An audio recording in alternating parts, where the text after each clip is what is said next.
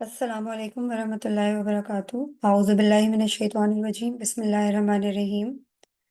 रब्बिश रह ली सदरी व यस्सिर ली अमरी वहलुल उक़दतम मिन लिसानी यफ़क़हू क़ौली।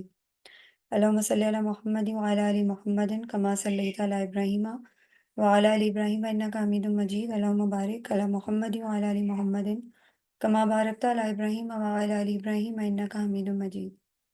अल्लाहुम्मा इन्नी असअलुका इल्मन नाफ़िअ व रिज़्क़न तय्यबा व अमलन मुतक़ब्बिला। अल्लाहुम्मा अरिनल हक़्क़ हक़्क़न वरज़ुक़ना इत्तिबाअहु व अरिनल बातिला बातिलन वरज़ुक़ना इज्तनाबहु।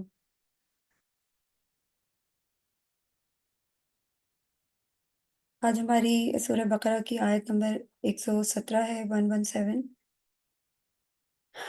बदीउस समावाति वल अर्द व इज़ा क़दा अमरन फ़इन्नमा यक़ूलु लहु कुन फ़यकून। वो नया पैदा करने वाला, यानी नए सिरे से पैदा करने वाला है आसमानों और ज़मीन का, और जब वो किसी मामले का फ़ैसला कर लेता है तो उससे बस यही कहता है कि हो जा, और वो हो जाता है। बेसिकली इस आयत में अल्लाह ताला की तख्लीकी कुदरत और इसके बेमिसाल होने का ज़िक्र है।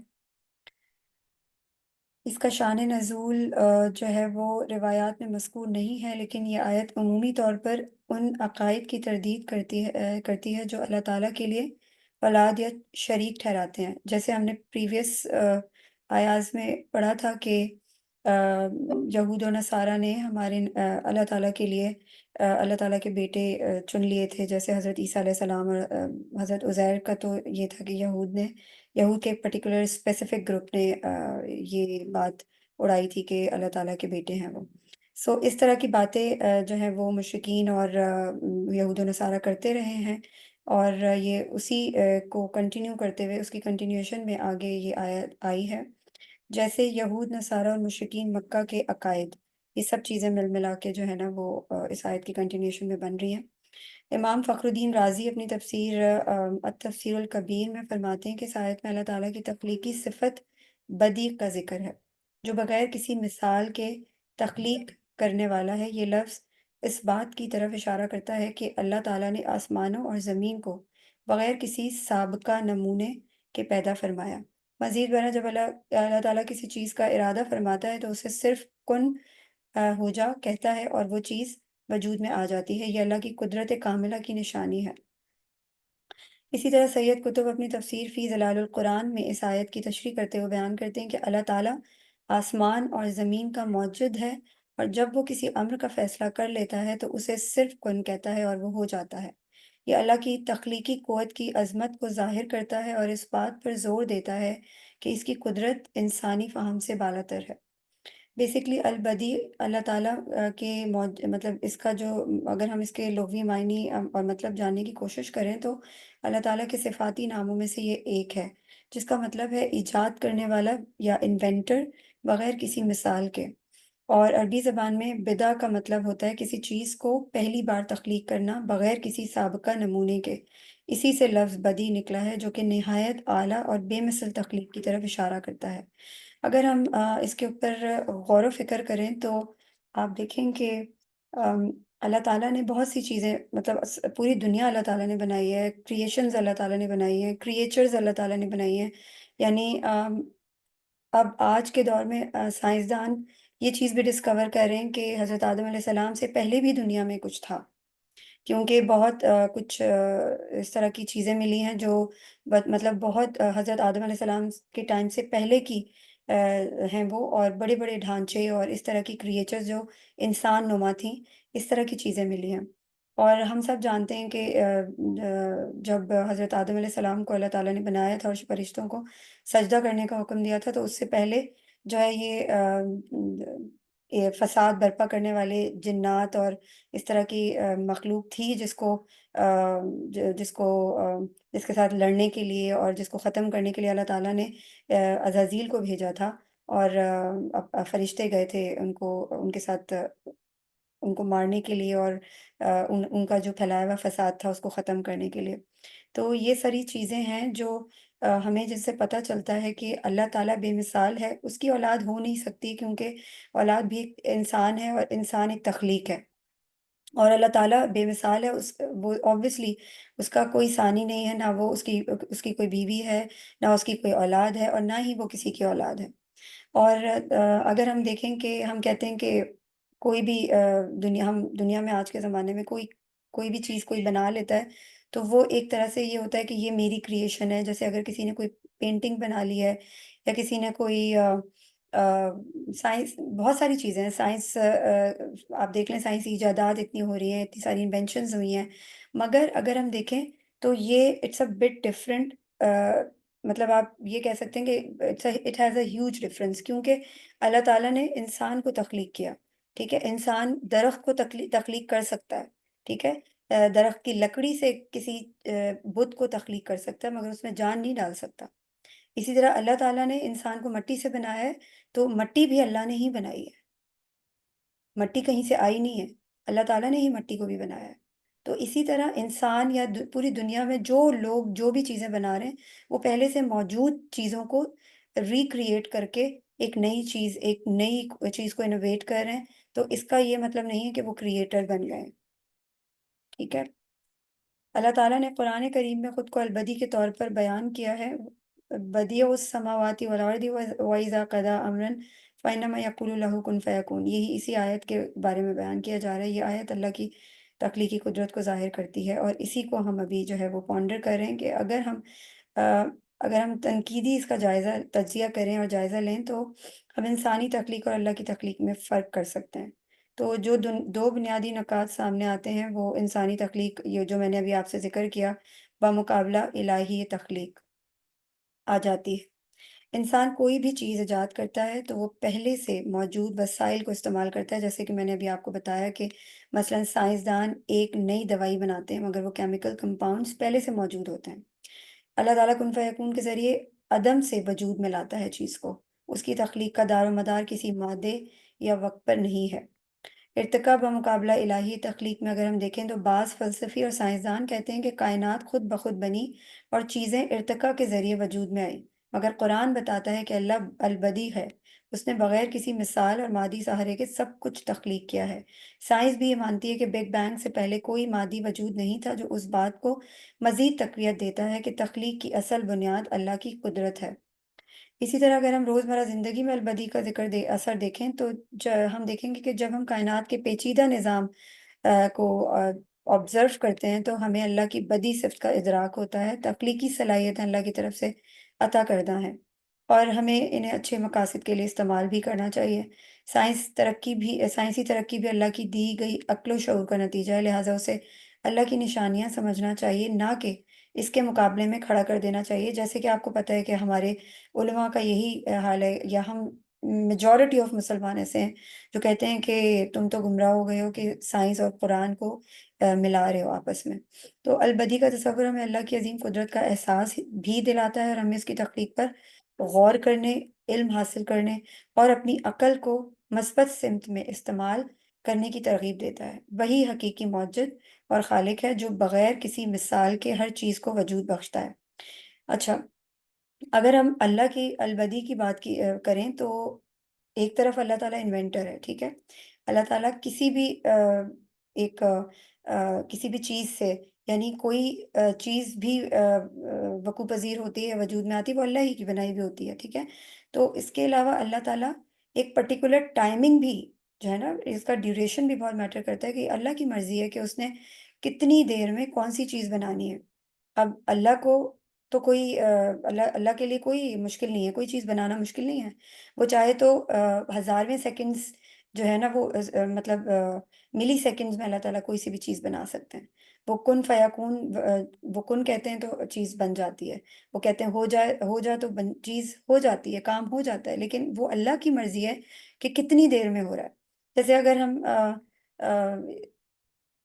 ہیومن کریشن کا موازنہ کریں تو آپ دیکھیں کہ ایک ہیومن جو بیبی ہے، وہ 9 منتھس کے بعد جو ہے وہ برتھ اس کی ہوتی ہے، لیکن اگر ہم اپارٹ آف دیٹ اگر ہم دیکھیں، ایلیفنٹ کا بیبی جو ہوتا ہے وہ 22 منتھس میں جو ہے وہ اس کا پورا برتھ کا ڈیوریشن ہوتا ہے، کہ برتھ اس کی 22 منتھس کے اندر ہوتی ہے۔ اسی طرح اگر ہم دیکھیں کہ خرگوش جو ہوتا ہے ریبٹ، اس کا وہ ہر مہینے بچے دے رہا ہوتا ہے، اسی طریقے سے ڈفرینٹ ڈفرینٹ ہر ہر کسی کا ڈفرینٹ ڈفرینٹ ٹائم پیریڈس ہیں۔ جیسے شیر ہے اس کے 3.5 مہینے ہیں، ٹائیگر کے 3.5 مہینے ہیں، جو ریچھ ہوتا ہے اس کے 7 to 8 months ہوتے ہیں، گوٹ ہوتی ہے وہ 5 months لیتی ہے، ہارس 11 months لیتا ہے، کاؤ 9 months لیتی ہے۔ تو اس طریقے کی چیزیں اگر ہم آبزرو کریں تو ہمیں آئیڈیا ہو کہ اللہ کے لیے کسی چیز کو بنانا مشکل نہیں ہے۔ یہ اللہ کی مرضی ہے کہ کون سی چیز کتنی دیر میں یا کتنی ٹائم پیریڈ لگا کر وجود میں آتی ہے، اس کی ایگزسٹنس ہوتی ہے، ٹھیک ہے؟ تو اس کے لیے، اس میں اللہ کے لیے کوئی کچھ مشکل نہیں ہے۔ اور آپ دیکھ لیں کہ جو وائرسز ہوتے ہیں وہ تو مطلب سمجھیں کہ سیکنڈز میں بھی ہزاروں کی تعداد میں بن جاتے ہیں، مطلب اتنی جلدی جلدی وائرس جو ہیں وہ ڈیولپ ہوتے ہیں۔ تو اس لیے ہم یہ نہیں کہہ سکتے، یہ اس آیت کا بھی یہی ایک بیک گراؤنڈ ہے کہ یہود و نصارہ یا مشرکین جو ہیں وہ یہی کہتے تھے کہ اللہ تعالیٰ جو ہے وہ اس کو ایک ایگزسٹنس والی جو تخلیق ہے اس سے ملاتے تھے اور اس طرح کی چیزیں۔ تو یہ اللہ تعالیٰ خود فرما رہے ہیں کہ میں جو ہوں وہ البدی ہوں، جس نے آسمان اور زمین کو پیدا کیا ہے، اور ہر معاملے کا فیصلہ میں ہی کرتا ہوں، اور جو ہے میں جس چیز کو کہتا ہوں ہو جا وہ ہو جاتی ہے۔ اب یہ میرے اوپر ڈپینڈ کرتا ہے وہ کتنی جلدی ہوتی ہے، اٹس اپ ٹو مطلب اٹس آل اپ ٹو اللہ کہ وہ چیز کتنی جلدی وجود میں آتی ہے، ٹھیک ہے؟ تو اس کے بعد آگے سیکنڈ، اس کے علاوہ اگر ہم دیکھیں کہ اس آیت سے ہمیں یہ بھی سیکھنے کو ملتا ہے کہ ہم اگر اللہ تعالیٰ کی کائنات کے اوپر غور و فکر کریں، قرآن پاک میں اللہ تعالیٰ بار بار یہ کہتے ہیں کہ غور و فکر کیوں نہیں کرتے، اور ہم آ، چھوٹی سے چھوٹی کائنات کی چیز اور بڑی سے بڑی کائنات کی چیز پہ غور و فکر نہیں کرتے۔ اللہ تعالیٰ نے قرآن پاک میں جگہ جگہ مختلف نشانیاں دی ہیں، اور آپ دیکھیں نا کہ جو نان مسلمز ہیں وہ قرآن پڑھ پڑھ کے جو ہے وہ بڑی بڑی کریشنز کر رہے ہیں، انوینشنز کر رہے ہیں، ان کو قرآن پاک سے علم مل رہا ہے، وہ قرآن پاک سے کھود کے علم نکال رہے ہیں۔ ہم قرآن پاک سے علم کھود کے نہیں نکال سکتے، کیونکہ ہم نے تو قرآن پاک کو سمجھا ہی نہیں ہے کہ یہ ہے مطلب یہ اس کے اندر خزانہ کیا ہے، اس کا علم کیا ہے، اور اس کے اندر سے ہم نے نکالنا کیا ہے، یہ ہمیں پتہ ہی نہیں ہے انفارچونیٹلی۔ تو بیسکلی یہ کہ اللہ تعالیٰ کی وحدانیت اور اس کی بے مثال تخلیقی قدرت پر جو ہے نا ہمارا ایمان ہونا بہت ضروری ہے۔ اللہ کی قدرت ہر چیز پر حاوی ہے، اور وہ جو چاہتا ہے جب چاہتا ہے پیدا کر دیتا ہے۔ انسانی عاجزی جو ہے نا، انسان کو اپنی محدودیت کا احساس اگر ہو جاتا ہے تو یہ انسانی عاجزی کہلاتی ہے، اور اللہ کی قدرت کے سامنے یہ عاجزی اختیار کرنا بہت ضروری ہے۔ صحیح بخاری اور صحیح مسلم میں حضرت ابو ہریرہ رضی اللہ تعالیٰ عنہ سے روایت ہے کہ نبی اکرم صلی اللہ علیہ وسلم نے فرمایا، اللہ تعالیٰ فرماتا ہے ابن آدم مجھے جھٹلاتا ہے، حالانکہ اسے یہ لائق نہیں، یعنی وہ اس قابل نہیں ہے کہ وہ یہ کرے، اور وہ مجھے گالی دیتا ہے، حالانکہ کہتا ہے کہ اللہ مجھے دوبارہ نہیں اٹھائے گا، جیسا کہ حالانکہ اسے یہ زیب نہیں دیتا۔ اس کا مجھے جھٹلانا یہ ہے کہ وہ کہتا ہے کہ اللہ مجھے دوبارہ نہیں اٹھائے گا، جیسا کہ اس نے مجھے پہلی بار پیدا کیا، اور اس کا مجھے گالی دینا یہ ہے کہ وہ کہتا ہے کہ اللہ نے اولاد اختیار کی ہے، حالانکہ میں احد اور صمد ہوں، نہ میں نے کسی کو جنا ہے نہ مجھے کسی نے جنا ہے، اور نہ ہی کوئی میرا ہمسر ہے۔ اسی طرح سورہ آل عمران میں اللہ تعالیٰ فرماتے ہیں جب اللہ کسی چیز کا ارادہ کرتا ہے تو وہ اسے کن کہتا ہے اور وہ ہو جاتی ہے۔ سورہ یاسین میں اللہ تعالیٰ فرماتے ہیں اس کا امر تو یہ ہے کہ جب وہ کسی چیز کا ارادہ کرتا ہے تو اسے کہتا ہے ہو جا، اور وہ ہو جاتی ہے۔ اسی طرح اگر ہم نبی اکرم صلی اللہ علیہ وسلم کی بات کریں تو نبی اکرم صلی اللہ علیہ وسلم نے اللہ تعالیٰ کی قدرت کاملہ پر توکل اور یقین کا مظاہرہ کیا۔ مثلاً غزوہ بدر کے موقع پر مسلمانوں کی تعداد کم تھی، لیکن نبی اکرم صلی اللہ علیہ وسلم نے اللہ کی نصرت پر بھروسہ کرتے ہوئے فرمایا کہ اللہ کی مدد ہمارے ساتھ ہے۔ یہ یقین اللہ کی قدرت کاملہ پر ایمان کا عملی اظہار ہے۔ اس آیت سے ہمیں یہ سبق ملتا ہے کہ اللہ تعالیٰ کی قدرت لامحدود ہے، اور ہمیں ہر حال میں اس پر مکمل بھروسہ اور ایمان رکھنا چاہیے۔ اس کے بعد اس کی نیکسٹ آیا ہے سورہ بقرہ کی آیا نمبر 118، 118۔ وقال الذين لا يعلمون لولا يكلمنا الله أو تأتينا آية كذلك قال الذين من قبلهم مثل قولهم تشابهت قلوبهم قد بينا الآيات لقوم يوقنون۔ اور کہا ان لوگوں نے جو علم نہیں رکھتے کیوں نہیں بات کرتا ہم سے اللہ، یا کیوں نہیں آ جاتی ہمارے پاس کوئی نشانی۔ اسی طرح کی باتیں جو جو لوگ ان سے پہلے تھے وہ بھی کہتے رہے ہیں۔ ان کے دل ایک دوسرے سے مشابہ ہو گئے ہیں، ہم تو اپنی آیات واضح کر چکے ہیں ان لوگوں کے لیے جو یقین کرنا چاہیں۔ اس آیت کا نزول ان لوگوں کے بارے میں ہوا ہے جو نبی اکرم صلی اللہ علیہ وآلہ وسلم سے معجزات یا اللہ تعالیٰ سے براہ راست کلام کا مطالبہ کرتے تھے۔ یہ مطالبات یہود و نصارہ اور مشرکین مکہ کی طرف سے بھی کیے گئے تھے۔ مثلاً رافع بن حریملہ نامی شخص نے کہا تھا کہ اگر آپ سچے ہیں تو اللہ تعالیٰ خود ہم سے کیوں نہیں کہتا، ہم بھی تو خود اس کا کلام سنیں۔ اسی طرح کے مطالبات ان سے پہلے لوگوں نے بھی کیے تھے، جیسے بنی اسرائیل نے حضرت موسیٰ علیہ السلام سے کہا تھا کہ ہم تم پر ہرگز ایمان نہ لائیں گے جب تک اپنے رب کو سامنے نہ دیکھ لیں۔ امام فخر الدین رازی کہتے ہیں کہ اس آیت کی تفسیر کے اکارڈنگ وہ بیان کرتے ہیں کہ یہ آیت ان لوگوں کی مذمت کرتی ہے جو بغیر علم کے اللہ تعالیٰ سے کلام یا نشانی کا مطالبہ کرتے ہیں۔ ان کا یہ مطالبہ دراصل ان کے دلوں کی سختی اور ہر دھرمی کی علامت ہے۔ ایسے مطالبات کرنے والے دراصل ایمان کی حقیقت سے دور ہوتے ہیں اور ان کے دلوں میں شک اور عناد ہوتا ہے۔ سید قطب رحمہ اللہ کہتے ہیں کہ جن کے دل جن کے دل میں ذوق ایمان ہے وہ جب آیات الہی کا مطالعہ کرتے ہیں تو انہیں اپنے ایمان کا مصداق ان آیات میں نظر آتا ہے۔ ان آیات میں ان کے ضمیر کے اطمینان کا سامان ہوتا ہے۔ غرض یہ آیات اور نشانیاں کسی کے اندر ایمان نہیں پیدا کر سکتی، بلکہ یہ ایمان ہے جس کی روشنی میں اللہ کی آیات اور نشانیوں کو سمجھا جا سکتا ہے اور اطمینان حاصل کیا جا سکتا ہے۔ اس طرح انسان کا دل و دماغ پہ ہم ہدایت حاصل کر سکتے ہیں۔ نبی اکرم صلی اللہ علیہ وسلم سے معجزات کا مطالبہ کرنے والوں کے بارے میں متعدد احادیث موجود ہیں۔ مثلاً کفار مکہ نے آپ سے کہا کہ آپ ہمارے لیے زمین سے چشمے کیوں نہیں جاری کرتے یا ہمارے سامنے آسمان کا ٹکڑا ہی گرا دیں۔ اللہ تعالیٰ نے ان مطالبات کے جواب میں فرمایا کہ ان کے پاس جب کبھی کوئی نشانی آتی ہے تو کہتے ہیں کہ ہم تو نہیں مانیں گے جب تک ہم کو بھی وہ نہ دیا جائے جو اللہ کے رسولوں کو دیا گیا ہے۔ تو اسی مضمون کو قرآن مجید کی دیگر آیات میں بھی اللہ تعالیٰ بیان کرتے ہیں کہ اور کافر لوگ کہتے ہیں، یہ سورہ رعد ہے، آ، اور کافر لوگ کہتے ہیں کہ اس نبی پر اس کے رب کی طرف سے کوئی نشانی کیوں نہیں اتاری گئی۔ آپ فرما دیں کہ اللہ گمراہی میں بھی ڈال دیتا ہے جسے چاہتا ہے اور اپنی طرف آنے کا راستہ اسے دکھاتا ہے جو اس کی طرف رجوع کرے۔ اور انہوں نے کہا اب ہم ہرگز ایمان نہیں لائیں گے یہاں تک کہ آپ ہمارے لیے زمین سے کوئی چشمہ جاری کر دیں۔ سورہ اسراء میں اللہ تعالیٰ فرماتے ہیں۔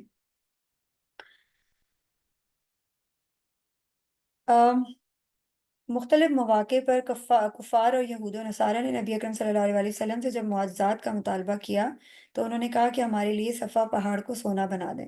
یہود نے کہا آپ آسمان سے ہمارے لیے کتاب نازل کریں جسے ہم پڑھ سکیں۔ تو ان تمام مطالبات کے باوجود جب معجزے دکھائے گئے تو انہوں نے پھر بھی ایمان نہیں لایا جو ان کی ہر دھرمی اور ضد کی علامت ہے۔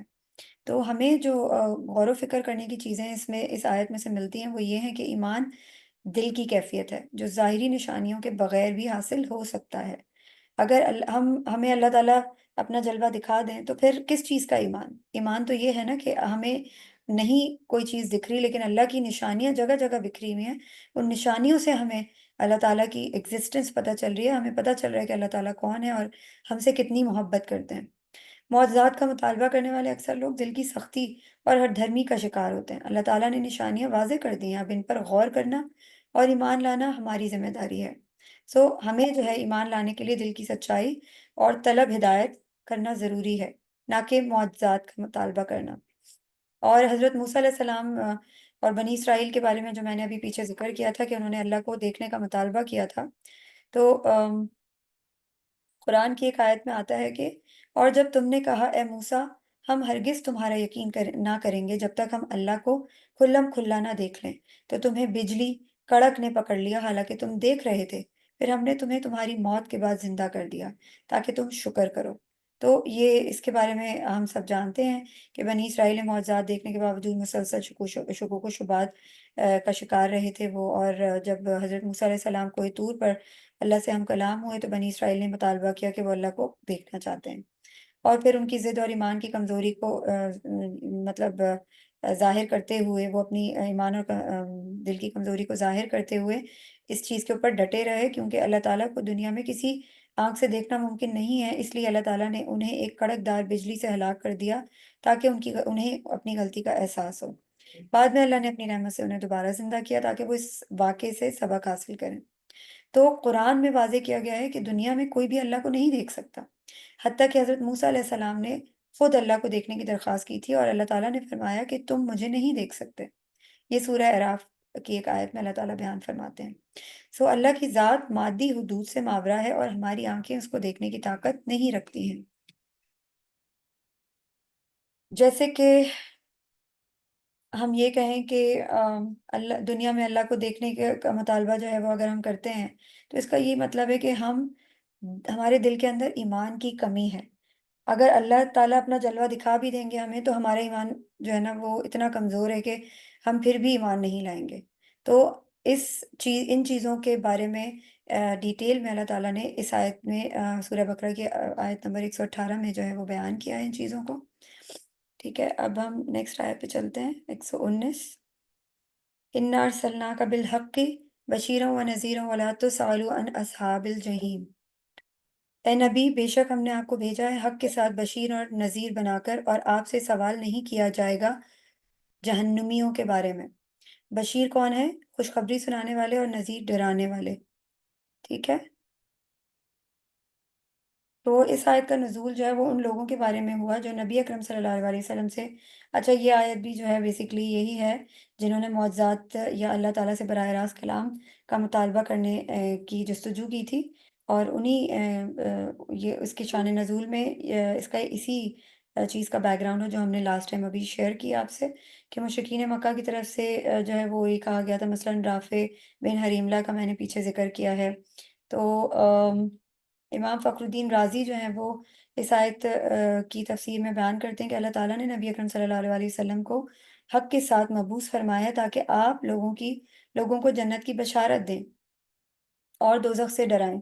آپ صلی اللہ علیہ وسلم کا فرض منصبی تبلیغ ہے، اور اگر لوگ اس کے باوجود گمراہی پر قائم رہیں تو ان کے اعمال کے بارے میں آپ سے باز پرس نہیں ہوگی۔ یہ آیت نبی اکرم صلی اللہ علیہ وسلم کے قلب اطہر کو تسلی دیتی ہے کہ آپ کا کام صرف اور صرف پیغام پہنچانا ہے، ہدایت دینا اللہ تعالیٰ کا کام ہے۔ سید قطب جو ہیں وہ اپنی تفسیر میں فرماتے ہیں کہ نبی اکرم صلی اللہ علیہ وسلم کو حق کے ساتھ مبعوث فرمایا گیا تاکہ آپ لوگوں کو بشارت دیں۔ انہوں نے بھی وہی سیم بات کی ہے، اور اس پر اگر لوگ اس پر عمل نہیں کرتے تو وہ ان کے اپنے اعمال ہیں، آپ سے ان کا سوال نہیں ہوگا۔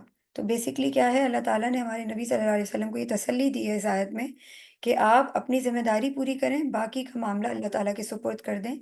جیسے کہ ہم لوگ جو ہیں وہ اگر اللہ نے خوش قسمتی سے ہمیں کوئی ہدایت دی ہوئی ہے اور ہم ہدایت کے راستے پر ہیں، اور ہم چاہتے ہیں کہ ہمارے پیارے بھی ہدایت پا لیں، اور ہم کوشش بھی کرتے ہیں، لیکن اور ہم اللہ سے دعا بھی مانگتے ہیں، لیکن ہم وہ چیز کر نہیں پا رہے ہوتے تو ہم فرسٹریٹ ہوتے ہیں اور ہم پریشان ہوتے ہیں۔ اس کا یہ مطلب ہے کہ ہمیں اللہ مطلب ہمارے ایمان میں ایک کچھ فلاز ہیں جن پہ ہم نے مزید کام کرنا ہے، کیونکہ اگر ایک چیز اللہ تعالیٰ نے کھول کے بتا دی ہے، اللہ تعالیٰ خود فرماتے ہیں کہ قرآن پاک میں ہم نے کھول کھول کے نشانیاں بیان کی ہیں، اس کے باوجود اگر ہمارے ماتھے پہ شکن آتی ہے یا ہم پریشان رہتے ہیں، ان چیزوں کے کھول کھول کے بیان کرنے کے باوجود ایکسپلین کیے جانے کے باوجود اگر ہمارے دلوں میں وسوسے ہیں اور ہم پریشان ہیں کسی بھی چیز سے، تو اس کا مطلب کہ ہمارا ایمان کمزور ہے اور ہمیں خود بھی ان چیزوں کا یقین نہیں ہے۔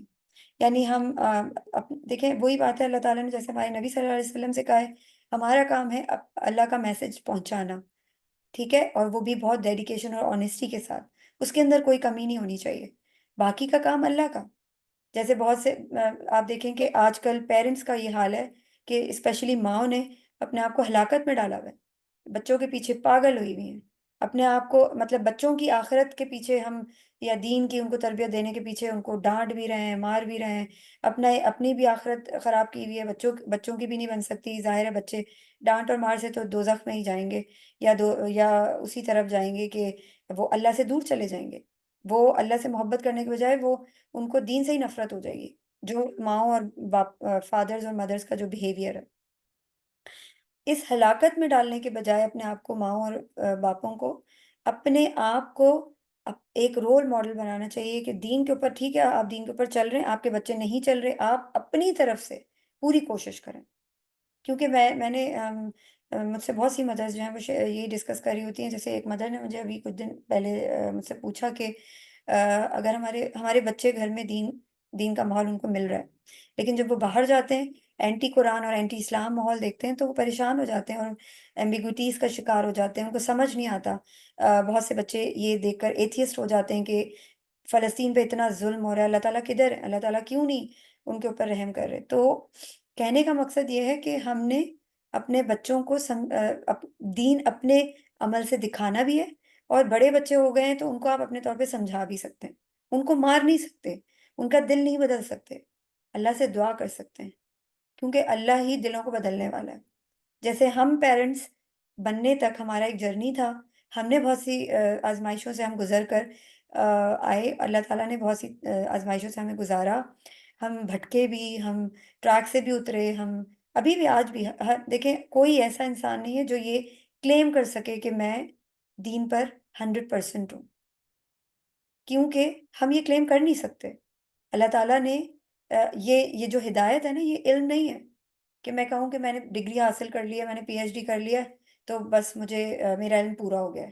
نہیں، ہدایت ہدایت ایسی چیز نہیں ہے، ہدایت ایسی چیز ہے آج ہے کل نہیں ہے، آج نہیں ہے کل ہے، یہ اللہ کی طرف سے عطا کی جاتی ہے انسان کو، اور وہ بھی اس کی اپنی جستجو کی وجہ سے۔ یہ آپ نوٹس کریے گا کہ جب ہمارا دل تھوڑا تھوڑا دنیا کی طرف دوبارہ سے لگ رہا ہوتا ہے، ہم ٹریک پہ چلتے چلتے دین کی باتیں کرتے کرتے دین کے اوپر چلتے چلتے ہمارے دل جو ہیں وہ ہمارے دلوں میں وہ سپارک نہیں آ رہا ہوتا اللہ کا کلام سن کے، اس کا یہ مطلب ہے کہ ہمارے دل وہن میں ڈوب رہے ہوتے ہیں، ہمارے دل دنیا کی طرف جا رہے ہوتے ہیں۔ ہم کہتے ہیں کہ ہم سے تہجد چھوٹ گئی، ہم سے فجر چھوٹ گئی، ہم سے عشاء چھوٹ گئی، وہ ہم سے نہیں چھوٹ رہی ہوتی، وہ اللہ ہمیں بلا نہیں رہا ہوتا، کیونکہ ہم اللہ سے دور جا رہے ہوتے ہیں اور اس کے لیے ہم اسٹرگل نہیں کر رہے ہوتے، ہم ایفرٹ نہیں کر رہے ہوتے، تو اللہ تعالیٰ ہمیں نہیں بلا رہا ہوتا۔ اللہ کو ہماری نمازوں کی ضرورت نہیں ہے، ہمیں ضرورت ہے اپنی ان نمازوں کی، ہمیں ضرورت ہے اپنی آخرت کو بچانے کی۔ تو کہنے کا مقصد یہ ہے کہ اپنا کام ہم نے، جو اللہ نے ہماری ذمہ داری لگائی ہے بینگ دائی اور پریچر، وہ ہم نے اپنا کام ڈیڈیکیشن اور آنیسٹی کے ساتھ کرنے کی کوشش کرنی ہے۔ باقی کا کام اللہ کا ہے، باقی کا کام ہم اپنے ہاتھ میں نہیں لے سکتے، یا سوچ سوچ کے پریشان ہونا بیکار ہے، کیونکہ دل صرف اللہ کے ہاتھ میں ہے، دل بدلنا دل پھیرنا صرف اللہ کا کام ہے۔ آج میرا دل دین پر ہے تو اللہ تعالیٰ میرا دل پھیر بھی سکتا ہے، خدا نہ کرے۔ کوشش ہمیں یہ کرنی چاہیے کہ اللہ تعالیٰ ابھی اس وقت، ہم اپنے آپ کو مومن نہیں کہہ سکتے کیونکہ ہم پورے دن میں اللہ کی حدوں کو 1000 مرتبہ پھیلانگتے ہیں، ہمیں پتہ بھی نہیں چلتا، ان انٹینشنلی ہم منافقت بھی کر رہے ہوتے ہیں، ہمیں نہیں پتہ ہوتا۔ میں ایک اسرار احمد کا لیکچر سن رہی تھی سورہ منافقون پر، آپ یقین کریں کہ انہوں نے منافقوں کی اتنی کوئی اقسام بتائی ہیں کہ ہمیں پتہ ہی نہیں ہے۔ پتہ ہے وہ بھی منافق میں آتا ہے، وہ انسان بھی جو اپنے لیے جو چیز سوچتا ہے وہ اپنے دوسرے مسلمان بھائی کے لیے نہیں سوچ رہا ہوتا، اور ہم تو اس میں ماہر ہیں، ہم جو اپنے لیے چیز پسند کر رہے ہوتے ہیں ہم اپنے مسلمان بھائی کے لیے وہ چیز پسند ہی نہیں کرنا چاہتے، ہم جو علم اپنے لیے حاصل کر رہے ہوتے ہیں ہم وہ اپنے آپ کو ہی مطلب، ہمیں شہرت چاہیے، ہمیں فیم چاہیے، ہمیں تعریف چاہیے، اس لیے ہم وہ علم آگے بڑھاتے ہی نہیں ہیں، ہم چاہتے ہی نہیں کہ ہم سے آگے کوئی بڑھ جائے۔ تو اگر ہم ان ڈیپتھ اسٹڈی کریں، چیزوں کے بارے میں جاننے کی کوشش کریں، تو یہ بہت بہت اہم نکتے ہیں، اہم پوائنٹس ہیں کہ ہمیں پتہ چلے کہ ہم منافق ہیں، ہم منافقین میں آتے ہیں کہ نہیں آتے۔ اسی ایک صحابی تھے، حنزلہ، حضرت حنزلہ رضی اللہ تعالیٰ عنہ، تو وہ اپنے گھر سے آدھی رات کو نکلے، ٹھیک ہے، اور انہوں نے ان کے بارے میں مشہور ہے کہ فرشتوں نے انہیں غسل دیا تھا، اور وہ جنابت کی حالت میں گھر سے نکلے تھے، جب ان کو وار کی کال آئی تھی، تو انہوں نے جب وہ نکلے تو وہ اپنے آپ کو منافق منافق کہتے ہوئے نکلے، تو حضرت ابو بکر صدیق رضی اللہ تعالیٰ عنہ انہیں راستے میں ملے، تو انہوں نے پوچھا کہ آپ اپنے آپ کو منافق کیوں کہہ رہے ہیں؟ تو انہوں نے کہا کہ میں جب ہمارے نبی صلی اللہ علیہ وسلم کی مجلس میں ہوتا ہوں تو مجھے لگتا ہے کہ میں مطلب مجھ سے بڑا کوئی مومن ہی نہیں ہے، اور جب میں اپنی فیملی میں چلا جاتا ہوں تو مجھے لگتا ہے کہ میں منافق ہوں، مجھے کچھ یاد ہی نہیں ہوتا اپنی فیملی کے بارے میں، فیملی کے علاوہ۔ تو حضرت ابو بکر صدیق رضی اللہ تعالیٰ عنہ نے انہیں دیکھا اور انہوں نے کہا کہ یہ تو میں بھی اپنے بارے میں سوچتا ہوں، تو کیوں نہ ہم چل کے حضرت محمد صلی اللہ علیہ وسلم سے پوچھیں۔ تو جب وہ گئے پوچھنے کے لیے تو ہمارے نبی صلی اللہ علیہ وسلم نے فرمایا کہ جس شخص نے یہ کہا کہ میں منافق ہوں وہی مومن ہے۔ مومن ہونے کی نشانی ہی یہ ہے کہ ہم اپنے آپ کو ہر وقت تزکیے پہ رکھتے ہیں، انالیسس پہ رکھتے ہیں، اپنا ہر وقت تزکیہ کرتے رہتے ہیں۔ اگر ہم ہر وقت یہ سوچیں گے، چھوٹی چھوٹی باتوں میں ہمیں لگے گا ہم منافقت تو نہیں کر رہے، تو وہی مومن ہونے کی نشانی ہے۔ جس نے یہ کہہ دیا کہ میں تو منافق نہیں ہوں، آپ سے کس نے کہا؟ مجھ سے بڑا کوئی مومن نہیں ہے۔ یا چلو یہ نہیں بھی بولتے تو ہم کہتے ہیں کہ نہیں میں تو نہیں منافقت کرتی، نہیں اللہ تعالیٰ جانتا ہے میری نیت، میں تو نہیں منافقت کرتی، مجھ سے بڑا کوئی منافق نہیں ہے۔ تو یہ چیزیں جاننا، ان کو آگے پہنچانا یہ ہمارا فرض ہے۔ ان چیزوں کو ریگولر بیسس پہ اپنے دماغ میں رکھ کر چلتے رہنا، یہی ایمان کی نشانی ہے۔ نبی اکرم صلی اللہ علیہ وسلم نے اپنی ذمہ داری کے بارے میں فرمایا، میری اور لوگوں کی مثال اس شخص کی طرح ہے جس نے آگ جلائی، جب اس کے ارد گرد روشنی ہوئی تو پروانے اور کیڑے مکوڑے اس میں گرنے لگے، اور وہ شخص انہیں روکنے کی کوشش کرتا ہے لیکن وہ اس کی بات نہیں مانتے اور آگ میں گرتے رہتے ہیں۔ اسی طرح میں تمہیں کمر سے پکڑ کر آگ سے بچانے کی کوشش کرتا ہوں لیکن تم میری بات نہیں مانتے اور آگ میں گرتے ہو۔ اسی مضمون کو قرآن مجید کی دیگر آیات میں بھی بیان کیا گیا ہے، اور آپ نصیحت کرتے رہیں، بس آپ تو فقط نصیحت کرنے والے ہیں، آپ ان پر داروغہ نہیں ہیں، اور رسول صلی اللہ علیہ وسلم پر صرف پیغام حق کا صاف صاف پہنچا دینا ہے۔ تو یہ سب چیزیں جو ہیں یہ بہت ضروری ہیں کہ ہم یاد رکھیں ان چیزوں کو، اور غور و فکر کریں کہ اللہ تعالیٰ کے اختیار میں سب کچھ ہے، وہ اس کی مرضی ہے کہ وہ کب کون سی چیز بنانے میں کتنا ٹائم لیتا ہے۔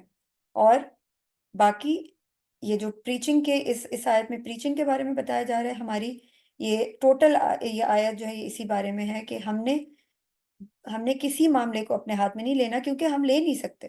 ہمارے ہاتھ میں صرف اتنا ہے کہ ہم اللہ کا صحیح پیغام یا حق کی بات آگے تک پہنچائیں اور اپنا معاملہ جو ہے اللہ سے کلیئر رکھیں کہ ہم جو ہے ہم نے اپنا کام جو ہے پورا کر دیا ہے، باقی کا کام اللہ سے اللہ کے اوپر چھوڑ کر اس سے دعا کرنی چاہیے کہ آپ کے پیارے جو ہیں وہ ان کے دل میں اللہ تعالیٰ ہدایت کی روشنی ڈال دے۔ جزاک اللہ خیر۔ میں نا وہ سن رہی تھی استاد نعمان علی خان کا لیکچر، تو وہ بتا رہی تھی کہ ہدایت جو ہے نا وہ ایسی چیز ہے جو بار بار مانگنی پڑتی ہے، یعنی کہ ایگزیکٹلی۔ جیسے یہ ایسی چیز نہیں ہے کہ ایک بار مل گئی ہے، جیسے علم ایک بار بندے کو مل جائے نا تو وہ کہیں جاتا نہیں ہے، وہ پاس ہی رہتا ہے، لیکن ایگزیکٹلی۔ ہدایت جو ہے نا وہ ایسی چیز ہے جو علم کی طرح نہیں ہے۔ ہدایت بار بار جو ہے نا مانگنی پڑتی ہے، جیسے کہ ہمیں انسان کو بار بار پیاس لگتی ہے پانی کی، سیم تھنگ لائک دیٹ کہ جو ہے ہدایت بھی اس کا لیول بھی گھٹتا بڑھتا ہے، کبھی کم ہو جاتا ہے کبھی زیادہ، تو یہ ہمیشہ مانگی جاتی ہے۔ ایسا ہی ہے، بالکل ایسا ہی ہے کہ ہم جو ہے وہ اللہ سے، ہمارا کام ہے اللہ سے ہدایت مانگتے رہنا، اور اللہ جو ہے وہ اللہ تعالیٰ سے اس چیز سے ڈرنا چاہیے کہ ہمیں جو ہے وہ آج اگر ہم ہدایت پر ہیں تو ضروری نہیں ہے کہ کل بھی ہم ہدایت پہ ہوں گے۔ کل بھی اللہ ہمیں سے یہ دعا کرنی چاہیے کہ ایمان کی حالت میں جو ہے ہمیں موت آئے، اور ایمان کی حالت میں اور ہدایت کی روشنی ہدایت کی روشنی پاتے ہوئے ہم جو ہے وہ قبر میں جائیں، کیونکہ یہ بڑا کروشل ہے پوائنٹ کہ پوری زندگی انسان نیکیاں کرتا رہتا ہے لیکن مرتے ہوئے وہ کیا ہے، یہ اس کی مطلب اصلیت اسی وقت ظاہر ہوگی۔ ابھی اگر میں ہدایت پر ہوں میرا بالکل ایسے کوئی کمال نہیں ہے۔ ایسے ہی ہے۔ اور سم ٹائم ایسا بھی ہوتا ہے کہ انسان جیسے ایک اسپین آف لائف چل رہا ہوتا ہے نا، جس میں وہ بہت ایمان کا لیول اس کا ہائی ہوتا ہے، تو اچانک سے مطلب ایسا ہو جاتا ہے کہ انسان کے اوپر کچھ شیطان کا وار ہو جاتا ہے، کچھ دنیا سے اپنی طرف اتنا کھینچ لیتی ہے نا کہ وہ بندہ جو کہہ رہا ہوتا ہے نا کہ میں یہ گناہ کبھی کر ہی نہیں سکتا، تو وہ اسی میں انڈلج ہو جاتا ہے۔ وہ تو اللہ کی رحمت ہے، اگر اس میں سے اسے نکال لے تو دوبارہ توبہ کی توفیق دے دے، لیکن سم ٹائم ایسے ہو جاتا ہے کہ انسان کو یہ تو کبھی بھی نہیں دعوے سے کہنا چاہیے کہ میں فلاں کام کبھی کر ہی نہیں سکتا، میں فلاں گناہ کبھی نہیں کر سکتا، مطلب انسان اپنے بارے میں دعوے کے ساتھ کبھی بھی نہیں کہہ سکتا کہ میں یہ کام نہیں کر سکتا، کیونکہ یہ اللہ پاک کی ذات ہے جو انسان کو گناہوں سے بچا لے اور ہدایت دے دے اور سیدھے راستے پہ چلا لے، ورنہ اگر انسان یہ کہنا کہ میں خود کچھ کر سکتا ہوں تو وہ کبھی بھی نہیں ہو سکتا ایسے۔ بالکل ایسا ہی ہے، بالکل ایسا ہی ہے، اور آ، اللہ سے جو ہے اس چیز کی پناہ مانگنی چاہیے کہ ہم واہن میں مبتلا ہوں، کیونکہ کوشش लेकिन बिल्कुल ऐसे ही। दुनिया है ही जो है ये अय्याशी की या इशरत की जगह है। हम हमें चलते-फिरते, उठते-बैठते अल्लाह से ये दुआ करते रहना चाहिए और अपने दिमाग में जब तक हम ये सेल्फ एनालिसिस और ये तज़किया नफ्स का कॉन्सेप्ट नहीं रखेंगे ना चलते-फिरते, तो हमें नहीं पता होता अनइंटेंशनली हम अल्लाह की हदों को फलांग रहे होते हैं, हमें नहीं पता होता। ऐसे ही, बिल्कुल ऐसे ही। एनीवेज़ मैं तभी हमें आज बार-बार अल्लाह से रुजू करते रहना चाहिए ना। बिल्कुल, बिल्कुल ऐसा ही है। अल्लाह से दुआ करते रहना चाहिए और कहते हैं ना सबसे पहले हुँ, अपने लिए दुआ करें। बहुत से लोग अपने लिए दुआ नहीं करते, ऐसे दूसरों के लिए तो कर रहे होते हैं। ऐसे ही। हाँ, बिल्कुल ऐसे ही। क्योंकि अगर इब्राहीम अलैहिस्सलाम की दुआ देखें ना, तो उसमें भी सबसे पहले अपने लिए दुआ करते हैं। बिल्कुल, रब्बी जालनी मुकीम सलाती व मिन ज़ुर्रिय्यती रब्बना व तक़ब्बल दुआ। बिल्कुल। रब्बना इग़फ़िर ली व लिवालिदैया व लिल-मुमिनीना व यौम यक़ूमुल हिसाब। तो सबसे पहले अपने लिए, फिर जो है वो बाकी बाकी सबके लिए। ऐसा ही है। आप आप अभी क्या कहने लगी थी? मैं ये कह रही थी कि मैं वो रिसर्च पॉइंट्स देना चाह रही थी कि अब यहाँ पर तो सभी लीव करके चले गए हैं, 2 ही लोग रह गए हैं। तो आप इज़ इट पॉसिबल दिलीप आप रिसर्च पॉइंट्स जो है ना इसमें ग्रुप में डाल दीजिएगा कि ये ज़रूरी है क्योंकि हम वही बात है कि मैं ये नहीं चाहती कि मैं आकर लेक्चर दूँ और बाकी सब सुनें। मैं चाहती हूँ कि हम सब सीखें एक-दूसरे से। तो ये जो आज हमने जो वर्सेस किए हैं तो उनमें रिसर्च पॉइंट्स तो बहुत सारे हैं लेकिन जो मेन है वो एक तो ये कि बिग बैंग थ्योरी के ऊपर जो है ना हम रिसर्च करके आए कि वो उसका बैकग्राउंड क्या है और क्यों जो है इन्होंने इस तरह की डिस्कवरी की थी और अब तक ये कहाँ पहुँचे हैं। और इसके अलावा एक लिस्ट हम बनाएँ कि जिसमें हम उन चीज़ों को रियलाइज़ नहीं करते ना हम अनफॉर्चुनेटली कायनात पे गौर व फ़िक्र करके हम इन चीज़ों को रियलाइज़ करें आपकी कि आवाज़ कट रही है। जी, अब आ रही है? हेलो? अब आ रही है? जी, ये सेकंड पॉइंट दोबारा से बता दें। जी, मैं यही कह रही थी जी, एक तो जी, आ रही है। एक तो big second bang point theory दोबारा का से है, बता दें क्या है? दूसरा पॉइंट ये है कि मतलब जैसे हमने कायनात पे गौर करके उन चीज़ों को पकड़ना है कि कौन लिस्ट बना ली है। जैसे मैंने आपको बताया कि अल्लाह ने इंसान को बनाया, इंसान दरख्त बना सकता है। दरख्त मतलब दरख्त की लकड़ी को इस्तेमाल करके लकड़ी का कोई इंसान बना सकता है मगर उसमें जान नहीं डाल सकता। सारी चीज़ें जो हैं हम अल्लाह की क्रिएशन से ही उनको यूटिलाइज़ करते हुए ही बना रहे हैं। हमें जो है वो इस तरह की चीज़ों की लिस्ट बनानी चाहिए जो अल्लाह ताला ने जैसे अल्लाह ने अगर इंसान तख्लीक किया है तो मिट्टी से तख्लीक किया है, तो मिट्टी भी तो अल्लाह ने ही बनाई है। इसी तरह अगर हम देखें हुँ, कि पूरी मतलब कायनात पे अगर हम गौर करें तो मतलब there are lot of things के हमें बहुत से निशानियाँ जो हैं मिलती हैं। ठीक है, तो हमने जो है ना ये इन रिसर्च पॉइंट्स के ऊपर गौर व फ़िक्र करते हुए चीज़ों को एनलिस्ट करना है और बिग बैंग थ्योरी के ऊपर भी जो है ना वो काम करना है और ये जैसे मैंने आपको बताया कि डिफरेंट एनिमल्स का ड्यूरेशन जो है बर्थ का वो डिफरेंट है। हुँ, ह्यूमन बर्थ का जो ड्यूरेशन है वो डिफरेंट है। तो वो अल्लाह ताला की हिकमत है, कुदरत है कि उसने जरासीम जो हैं, जो वायरसेज़ हैं, उनको मिलीसेकंड्स में वो मतलब कितने मल्टीप्लाई हो जाते हैं और थाउज़ेंड्स में और मिलियंस में जो है बन जाते हैं और इसी तरह द डिफरेंट एनिमल्स का बर्थ टाइम डिफरेंट है, तो डिफरेंट चीज़ों का टाइम डिफरेंट है। इसकी क्या अल्लाह ताला ने हिकमत रखी है, क्या तो ये हम इन चीज़ों के ऊपर रिसर्च कर सकते हैं, ठीक है? ठीक है। आप मेंशन कर दीजिएगा, बाकी है कि अगर हम सब इन चीज़ों के ऊपर पॉन्डर करेंगे तो ही सीखेंगे वरना तो सुनकर तो हर कोई चला जाता है ना, तो ये ज़रूरी है। मैं भी चाहती हूँ कि मैं भी आप लोगों से अच्छे, सीखूँ। बिल्कुल अच्छे। ठीक है, चलें फिर इसको रैप अप करते हैं अगर कोई क्वेश्चन और नहीं है तो। हाँ जी, करते हैं इंशाल्लाह। दुआ पढ़ने फिर। जी। सुब्हानकल्लाहि व बिहम्दिही सुब्हानकल्लाहुम्मा व बिहम्दिका अशहदु अन ला इलाहा इल्ला अंता अस्तगफिरुका व अतूबु इलैक। अस्सलामु अलैकुम व रहमतुल्लाहि व बरकातुहू। वालेकुम सलाम व रहमतुल्लाहि व बरकातुहू।